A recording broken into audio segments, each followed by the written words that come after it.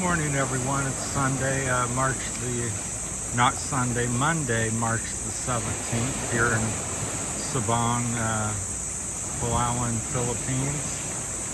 We're hiking along this little coastline. My hands are really slick, so I'm trying to get a grip on the camera. But anyhow, we've come on this rocky coast, well, it's sandy beach there, and then we hiked up on the old volcanic lava rocks, which make up the mountain here, because we were going to try to hike along here, see how far we can get, but we've come up to our first obstacle. We're still over near the zip line. You can kind of see it in the sky there, that little wire goes up to the zip line, and then you go all the way over across the ocean to that little shelter. 550 pesos gets you the trip. The first part from about this rock to there's the most exciting spot, and it kind of levels off and goes real gradual down to the landing zone, which is across the ocean there. What's preventing us from going any further here is a real neat looking little sandy cove with the water shooting up. Got to be real careful in these types of things. It's not so bad now, but it can suck you in and out of the ocean. Bigger ones, this one doesn't look too severe. And of course, throw you up against the jagged rocks and cut you and make you bleed or drown you if it's really severe, suck you in a hole. That's pretty cool. So it doesn't look like there's any way to climb up around the rock here. And if you get down in there, I don't think I can physically get up that ledge there. And if I go out there, I'm still stuck, and then I'm in the waves. So that's as far as we made it. I was hoping to go all the way around the corner. Wanted to touch a little bit on island touring here. Share a couple thoughts I've got. It just depends really what you're looking to experience. To me, when you go on these island tours, they have 5, 6, 7 tours in a day. Usually you get around 30, maybe 40 minutes at each spot, which I don't think it's just like here, for example, if this was an island tour to this place here, I've been walking it for hours. I would need, I've been here 7 days at Sabang, and I still haven't seen everything. So to me, I prefer going, hiring a boat or something, or having the tour take you and drop you off at an island that has suitable accommodations for you, and then just spend 2, 3, 4 days exploring that island. You know, see sun up, sun down. But I felt very hurried on the tours. Now, if you just want to sample it and you're here for a day or 2 or 3 days, that's all you got. You want to see as many islands as quickly as possible, but I just felt kind of hurried, and it's around 2,000 pesos average, 1,800 to 2,200 generally for these tours. They're nice and they have their place, but so that'd be my advice to the real adventurous person that has a week or a month to stay here in the Philippines, is just research, ask some locals, go to an island and just stay on that island would be my little secret tip for you. I think it's much more enjoyable, which we ended up doing up at Carlos Port, Gigantes Islands. We took the tour boat and seen all the islands.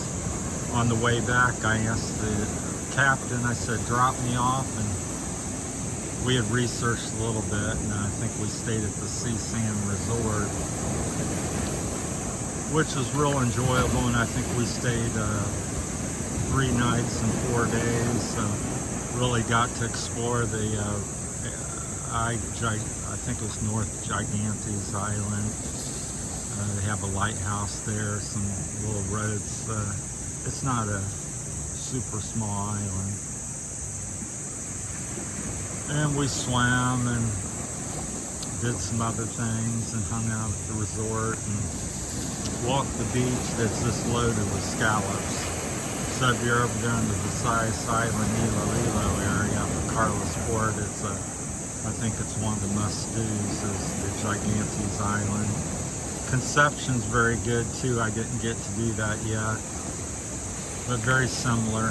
You know, blue water, white sand. There's 6, 7, 8 islands you can go to there as well. But again, if you do the island tours, it's kind of rushed.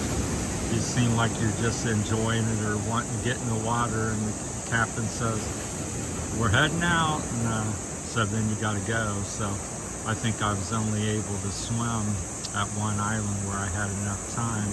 I got walked around and seen a little bit of the island, and I was ready to swim. The captain said, "Let's go," so we had to leave. So there was only one island. We stayed maybe almost an hour, and I was able to get into the beautiful ocean. So I think that's kind of something to keep in mind, and you know, and be aware of, is that a lot of these islands you do have accommodations, either a tent on the beach if it's really remote, or a lot of them have, you know, resorts on them, some sort of food and shelter. So that'd be my advice. If you have the time and do it, it doesn't really cost that much more to do that, and you get to see and spend multiple times more enjoying what you've come to see, because most of you come from a different country, and obviously you don't see this type of nature. And if you come, to me, you want to spend as much time in it as possible. So I enjoy all the varieties. During high tide, this water gets kicked up here pretty good. So you can see it's got a bluish, champagne, greenish hue to it. You can see where the sand is. It's more like a swimming pool. There's Michelle. We brought a little breakfast. We had some peanut butter and banana sandwich. Thank you, Elvis. That was Elvis's, one of his favorite sandwiches, I believe. I asked Michelle, I said, that's Elvis sandwich, I call it here. And she goes, "Elvis? Who's Elvis? What's that? What's that?" And I said, "That's Elvis Presley, the king of rock and roll." But unaware of that here, at least she was. So, which is kind of strange, but I can see that happening. People here are somewhat isolated, although these days everybody has internet. But if you weren't exposed to it in your youth, so 30 years ago, 33 years ago when she was born, maybe they didn't have any internet here, so quite likely. So you're not exposed to what's happening in the rest of the world. I'm certainly naive to all the things here that go on, so different cultures and customs, and ooh-oohs and ah-ahs and ha-ha and hee-hee. And we go next day, which means you're not going, because you usually don't go next day. So just wanted to share a little bit of the thoughts on island hopping here, and what I would, two things you could do: either go on the island hopping, or go like I did a couple times and just spend the night on a island and really get to see the flavor of the people and what the island has to offer.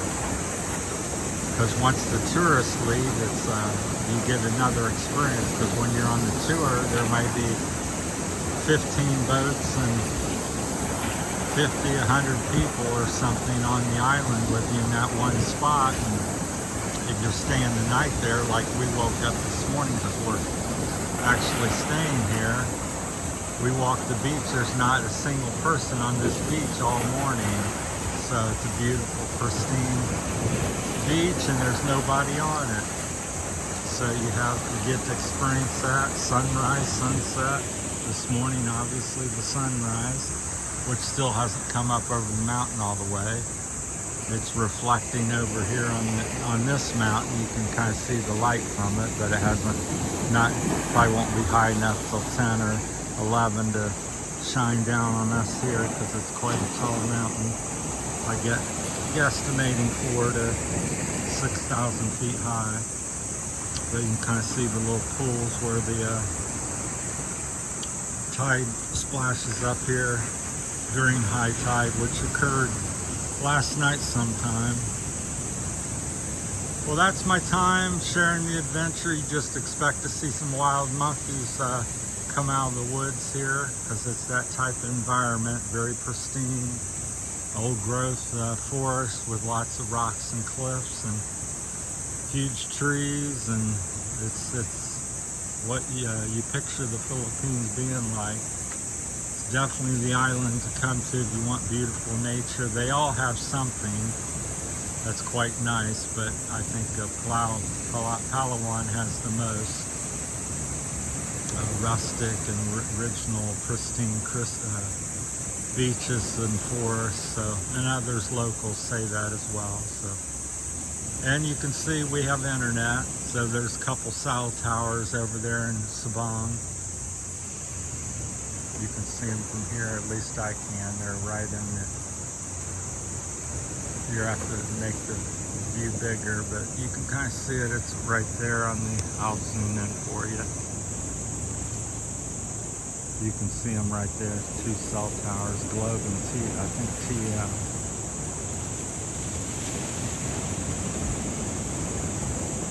Well, hope you're finding this interesting as we are. So we've been enjoying it. Had some minor little thoughts on some issues, but overall it's very good. The biggest problem I'm having is my health. I'm not fully able to do much and do all the things that I wish to do here. So that's my #1 problem. Other than that, I'm thankful that I made it. This was my dream for many years to see something like this, because I'm just a country boy from USA, Ohio. So that's where I lived for 60 years until I came to the Philippines about 2.5 years ago. So, but I was dreaming of white sand beaches and blue water, and here in Palawan, it's delivered that. So all the other places wasn't so much. So as I started off in Broctite Viejo, San Fernando, and then moved to Santo Tomas, which is right next door, and Santiago, and then I moved to Iloilo, the big city here, and on the Visayas Island, and finally I said, I met Michelle about almost 2 years ago now, and we are here.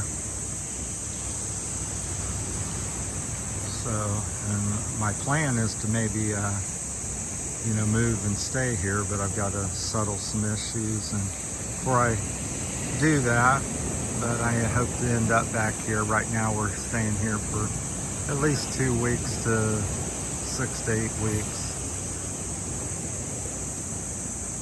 All right, that's my time. If you got any questions or comments or want to share anything, feel free to leave a comment and press that like button and share my videos. Thank you so much. Have a great morning.